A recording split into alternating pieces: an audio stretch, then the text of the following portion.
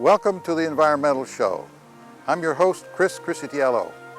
The Newton Conservators and the Green Decade Coalition are taking turns producing a monthly show on environmental issues of importance to Newton residents. The Newton Conservators are dedicated to preserving open space for public use and enjoyment.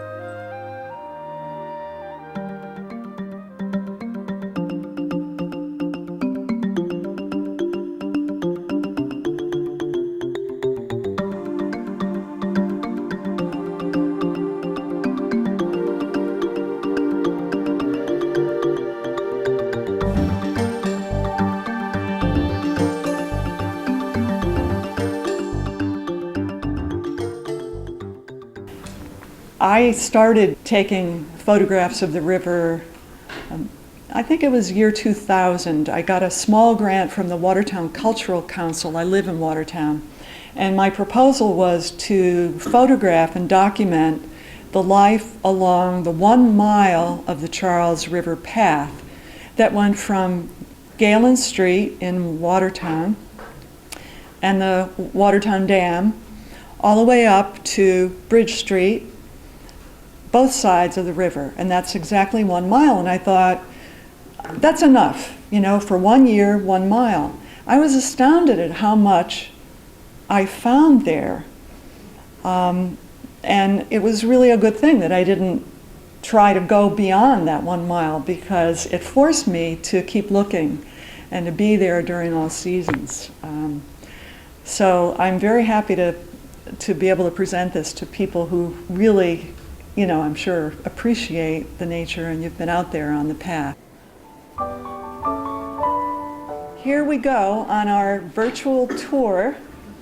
All right, so we're going to take a virtual walk along the Charles, and I start with some of these pictures of the basin because a lot of people think of this when they think of the Charles River. They think of a place where the head of the Charles is, near BU, near Harvard, near MIT, bicycling along there, all the sailboats, the duck tours. But we want to take a different kind of duck tour.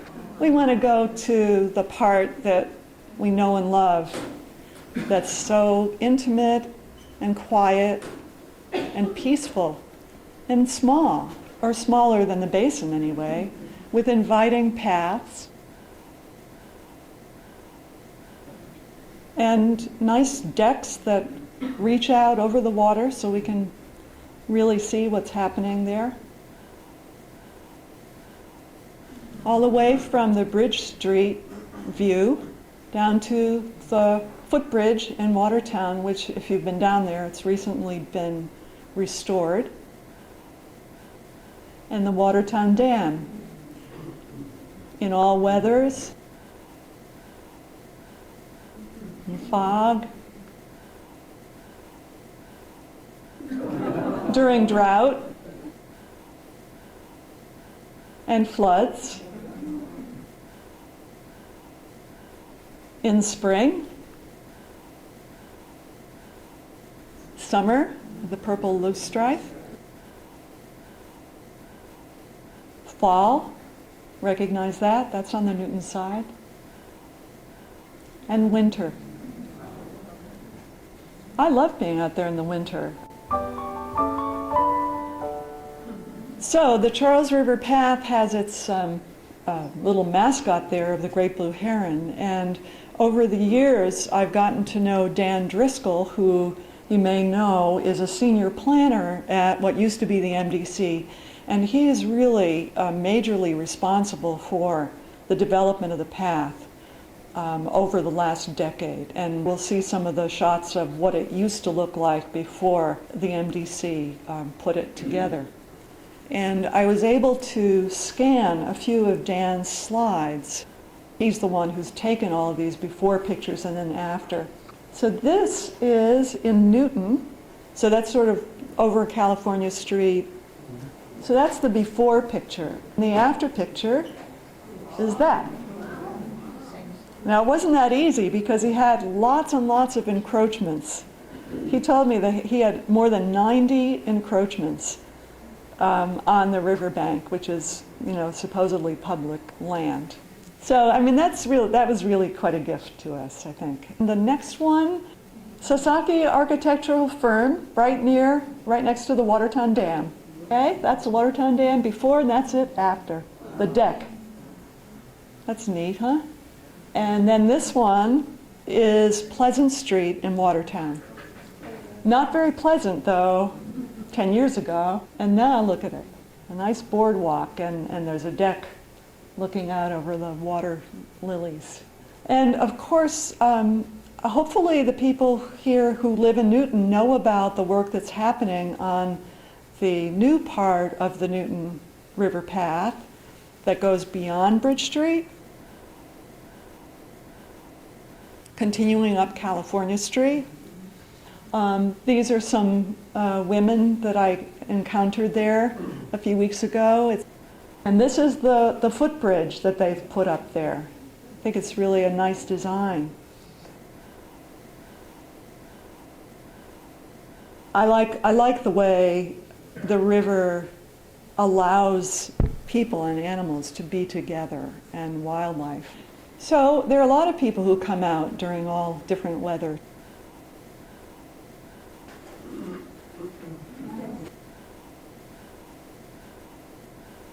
To get some exercise on the boardwalks there.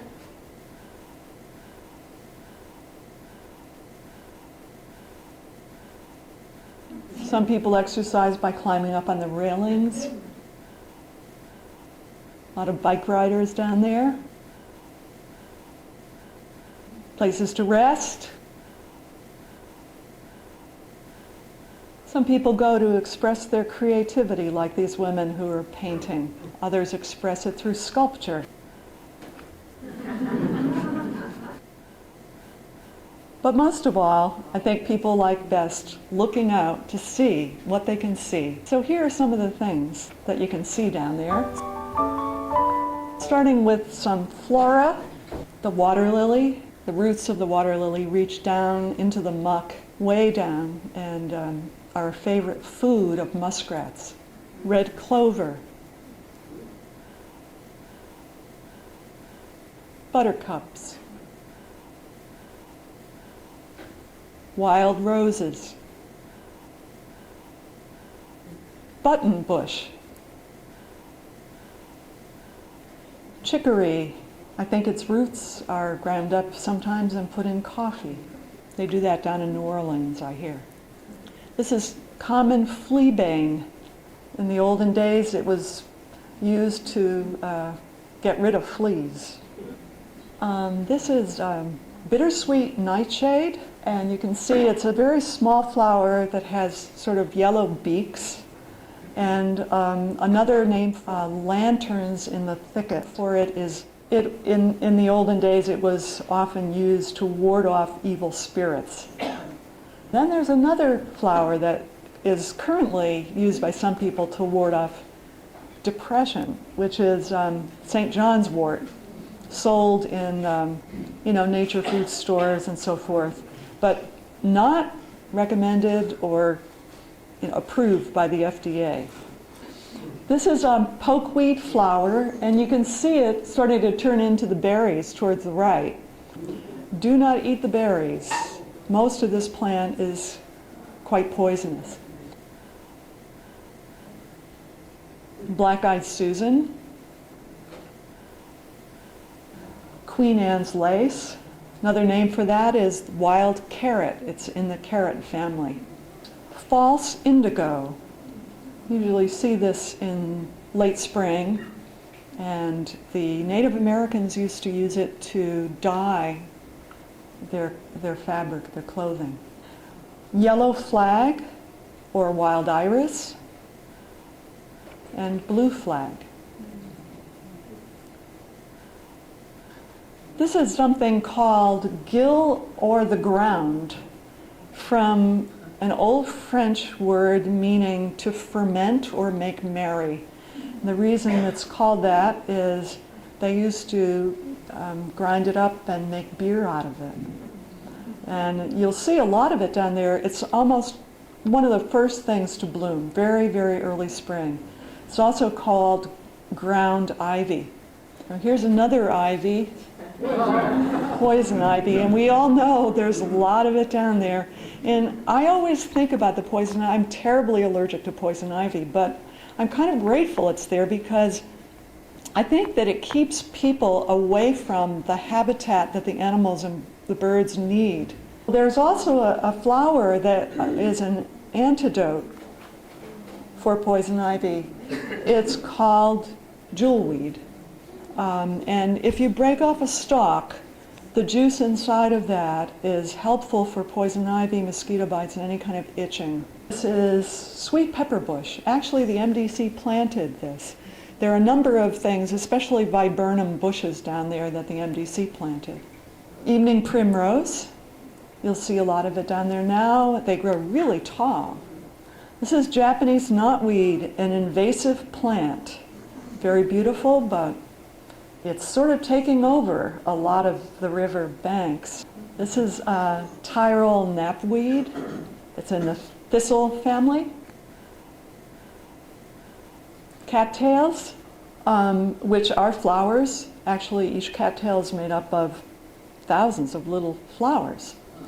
Also the roots are favorite food of muskrats. And there are berries down there, blueberries, raspberries, and things that turn into berries. This is crabapple blossoms. In the fall, this is what they turn into. The birds go crazy for them. Another food for maybe not birds, but I've seen squirrels eating mushrooms. Recognize this? Milkweed.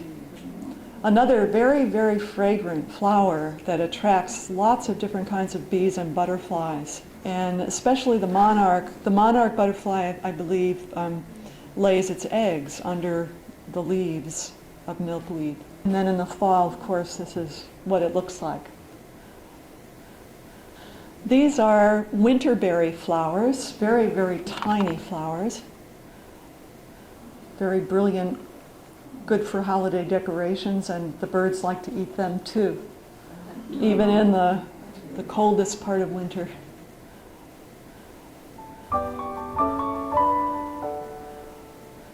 Okay, so now we'll move off the flora and onto the birds. The male cardinal almost looks like he's, I don't know, got a mohawk or something here. I was able to get fairly close to him because he was so engaged in his territorial singing, you know. He didn't even know I was there. And I don't know if you noticed, but it's snow behind him. So, you know, the birds really, spring for them really starts quite early. The mockingbird, and its close relative, the catbird, which is only down there in the summer. The kingbird, the grackle. You know the grackle, they're sort of iridescent and large, and when they make their alarm calls, it's sort of like, I don't know, fingernails scratching something. But I find them very beautiful birds. They're also very shy. You cannot get close to them. They really sense that you're there. And the red-winged blackbird, which are extremely territorial birds. I mean, I have been down there on a deck and not realizing that I'm close to a red-winged blackbird's nest. And, you know, they can start trying to bombard your head. This is an oriole. And here's an oriole's nest, which is one of the most amazing feats of engineering. A nuthatch, a yellow warbler, a summer bird down there, very small bird. And the goldfinch, this one happens to be molting. The house finch. You notice a lot of these don't have any leaves, and that's because the only time pretty much that I am able to get a halfway decent bird picture is when there aren't any leaves on the trees. sparrows. That's a downy woodpecker. Chickadee, one of the friendliest birds. And this is a bird's eye view of a baby bird. So anyway, does anyone want to guess what kind of baby bird that is? Robin. This photograph I call glowing mallards. The left is the male and the right is the female. And here they are more the way we usually see them. These were sitting along near the path, and I just sat down next to them, and they didn't seem to mind. And there's the female. And there she is with her ducklings. She's a very good protective mother, good parenting. Yes, you. I mean you. And then there are some other rare birds. This pintail, beautiful duck. It was just there, just one of them. And these are wood ducks, which I think I've only seen them a few times on the river, usually in the fall, and once I saw one actually on the ice, along with a bunch of mallards. And the duck on the right is an American widgeon, also one that I guess was just passing through, because I only saw it there one day. And these are male common mergansers. They're diving ducks, and you see them arriving when it gets colder. This is a male hooded merganser, very small duck. And so another bird's eye view of a beautiful, beautiful bird that a lot of people hate, good old Canada goose. Actually, you see fewer of them. I don't know if you've noticed this last year. There really are fewer Canada geese down there and fewer goslings last spring. Here they are sleeping with their heads tucked in under their wings. Someone had thrown birdseed down on the ice, getting into what they call the snake-like pose. It almost sounds like yoga. It's an aggressive stance. This is another snowy picture that was probably in March when they're already, getting ready to make their nests. And there you see the female goose already on her nest in the snow. The little baby goslings seem to, learn the threat pose pretty quickly. This is about 2 weeks later. That's how fast they grow. Here's a little mystery. Two swans with their necks under, feeding, pulling up the vegetation from below, and also sleeping the same way geese. This is a swan preening. You can see the down in its beak, but it tends to be a favorite bird. A lot of people love to see it and tell me, oh, did you see that swan down there? Go and take a picture of that. Here's another thing that people like to look at, especially from the deck on Watertown, looking over at that dead tree on the Newton side, and those are the cormorants. And they're a diving bird. They can dive quite deep and far, and they're diving for fish and eels and snakes and things. This is a herring gull, and that's the reason. That's a herring, otherwise known as an alewife. Gulls are extremely territorial. They're going for the rock that's closest to the place where they'll get the fish. This, I don't know if you can see, but the gull on the right has a fish in its mouth. And of course it's a time when there are a lot of fisher people down there.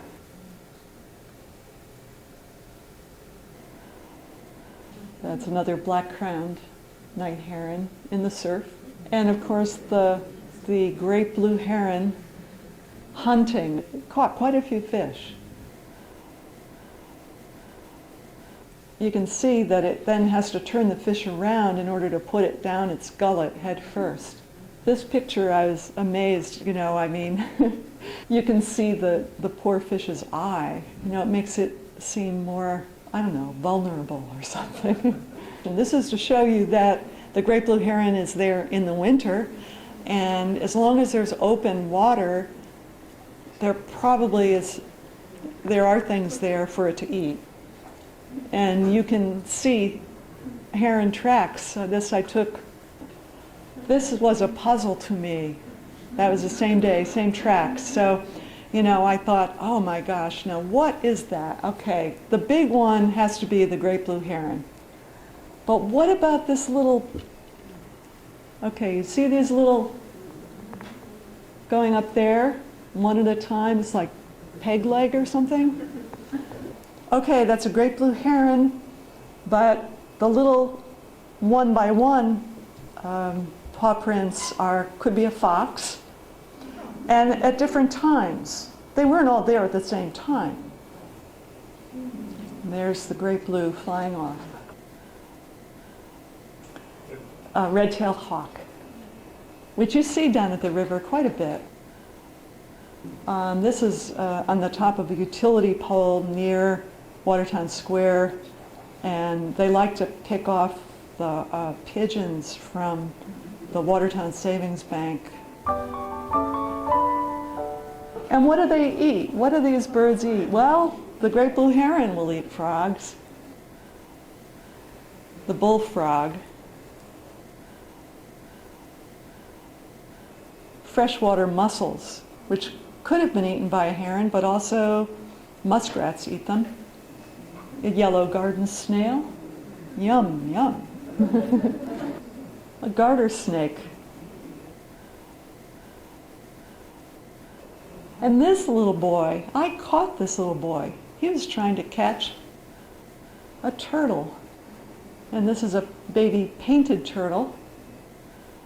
Better on this shot, they like to climb up on the lily pads. And the reason they're called painted turtles is they've got the yellow and the red stripes on their necks. And here they are, stretching out.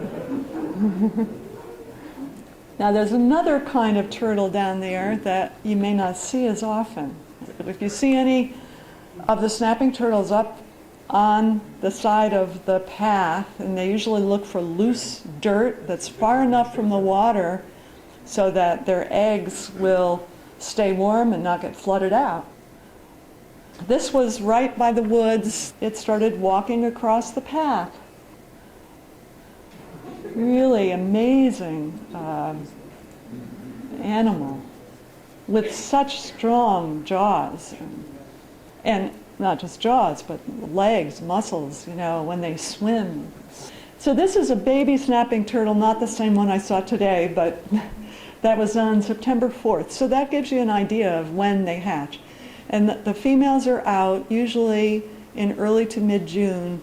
I usually think of Father's Day as when I've seen them. And here's one just a few weeks ago looking up from the water when I was at one of the decks. And it's a face that only a mother could love. And here's that face again, a mother sitting on her nest, on her eggs. And this fellow rescued this snapping turtle who was crossing the street.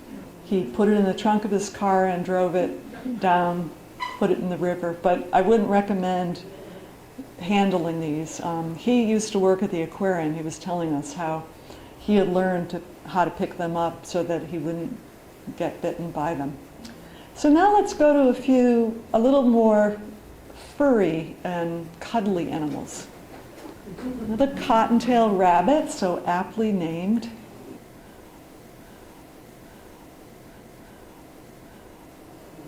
And the gray squirrel. I think of squirrels as sort of like the monkeys of the river path, They also seem to have a built-in insulation for the winter. Anyone want to guess what kind of tracks these are? Not raccoon. There's a little hint in there. Possum. Back to the track. See the tail track? Really a fierce animal, huh? One would think. And here's a muskrat. Usually you see them in the water, but I was lucky enough to find one sunning. can see why they call them muskrats. I mean, they're related to rats, of course. Now, lest you confuse these with woodchucks, we have another woodchuck interlude. The woodchucks are really much larger animals. They're also called groundhogs, and I read that that's because they make a squealing noise at times. And these were taken along the path near the Watertown MDC pool. There's a big wall there with a lot of holes in it, and they tunnel in there, and sometimes you'll see them sunning. And then the next one, I think, is the young. I think they're beautiful animals.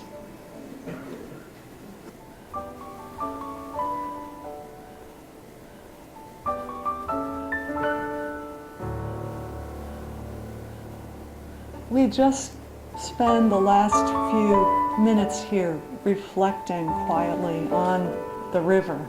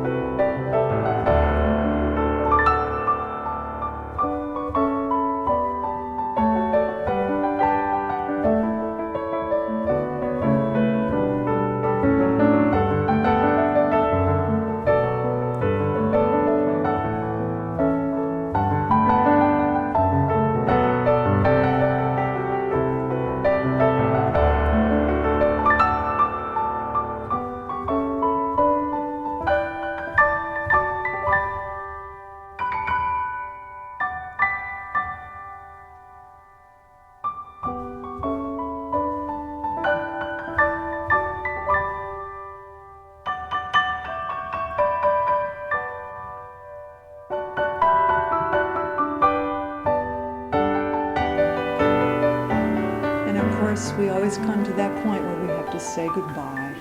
But I hope to see you all on the river. And that's it. Thank you.